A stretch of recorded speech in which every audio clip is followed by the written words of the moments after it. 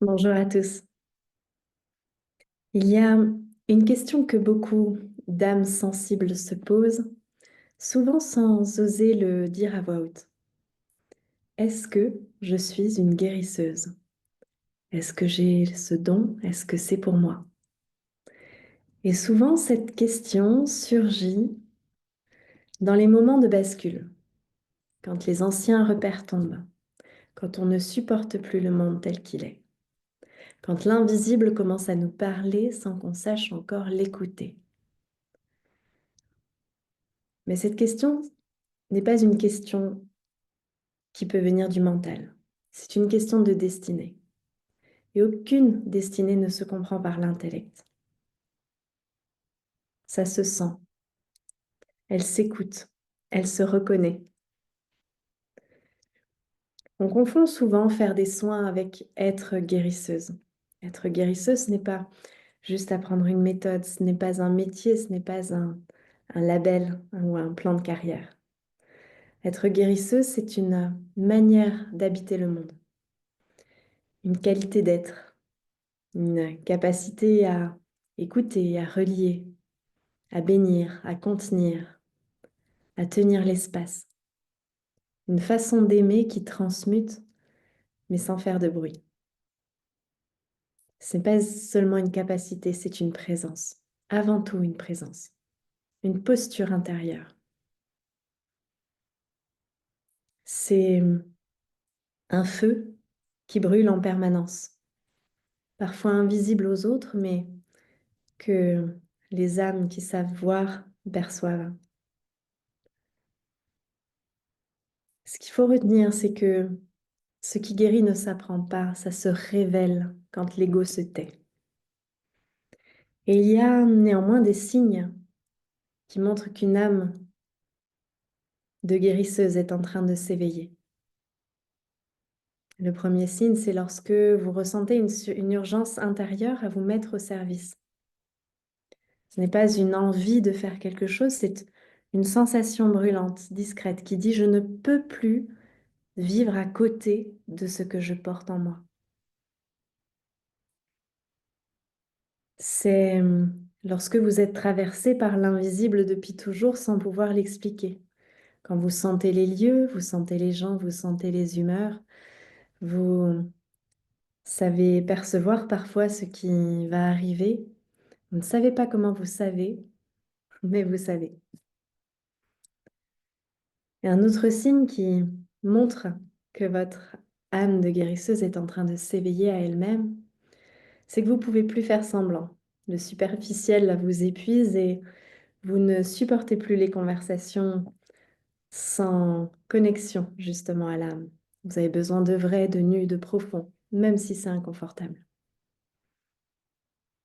Un autre signe également, c'est quand vous ressentez la douleur des autres comme si c'était la vôtre. Vous captez les tensions, vous les absorbez malgré vous. Ce n'est pas une faiblesse, c'est une finesse qui demande à être guidée. Et enfin, lorsque vous-même avez connu des blessures profondes et que ces blessures vous ont initié, que vous avez traversé cette nuit, que vous vous êtes relevé, vous savez ce que veut dire tenir malgré tout. Et cette connaissance-là, c'est un feu de guérison. Ensuite, il y a effectivement les gens qui ont toujours été sensibles au sacré, même s'ils l'ont caché. Lorsque vous pleurez devant la beauté, lorsque vous parlez aux arbres, lorsque vous savez que l'invisible existe, même si personne ne vous l'a appris.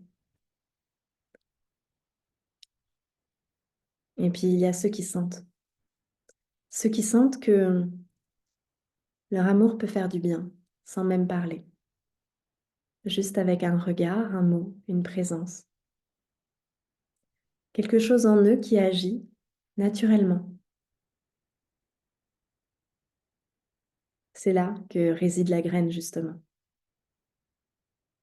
Cette âme de guérisseuse, elle ne fait pas de bruit, elle se glisse dans les silences. Et elle agit à travers vous quand vous oubliez le personnage. Il y a un discernement assez fin à faire, qui est, est-ce que je veux être guérisseuse pour être reconnue Ou bien est-ce que c'est parce que je sens que c'est ce que je suis venue incarner, même si personne ne me voit? Parce que l'appel intérieur ne recherche pas la reconnaissance, il ne cherche même pas l'utilité, il cherche juste à se manifester. Vous savez, ce qui est vrai ne fait pas de bruit. Ce qui est profond n'a pas besoin d'être vu.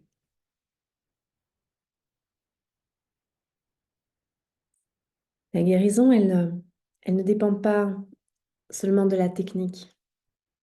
Ça vient bien après, lorsqu'il y en a besoin. Elle dépend uniquement de la clarté du canal. Elle dépend uniquement du silence intérieur, de l'amour sans forme, de la justesse qui se produit dans l'instant. En fait, on ne devient pas guérisseuse en cherchant à être guérisseuse, on le devient en cessant d'être autre chose, en laissant tomber les rôles, en laissant tomber les stratégies, en laissant tomber les ambitions, en laissant tomber les masques. Mais pour cela, il y a besoin de place pour que ça puisse passer. Alors comment savoir si vous êtes faite pour être guérisseuse? Vous ne pouvez pas le savoir avec votre tête. Vous pouvez juste le sentir, le reconnaître et l'honorer. Ce chemin ne s'apprend pas dans les livres, il s'incarne, il se transmet dans le vivant, dans la lenteur et dans la profondeur.